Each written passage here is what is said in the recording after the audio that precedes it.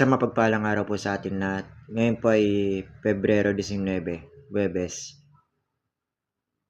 Huwebes pagkatapos ng Miyerkules ng Abo. Ang unang pagbasa po natin ay hango sa sulat ng Deuteronomio 30:15 hanggang 20. Ang ebanghelyo po natin ngayon ay hango sa sulat ni San Lucas 9:22 hanggang 25. Sinabi nga ni Jesus, kailangan magtiis ng marami ang anak ng tao. Itatakwil nga siya ng mga matatanda ng bayan, ng mga punong pari at ng mga guro ng batas.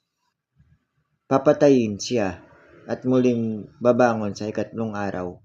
Sinabi naman ni Jesus sa lahat, kung may gustong sumunod sa akin, itakwil ang kanyang sarili at kunin ang kanyang krus araw-araw para sumunod sa akin.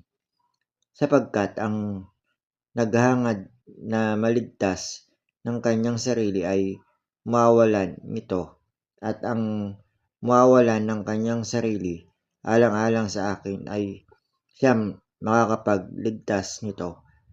Ano ang pakinabang ng mga tao? Tubuin man niyan ang buong daigdig at mawawalan naman ng mapapahamak ang kanyang sarili. Ang salita ng Diyos.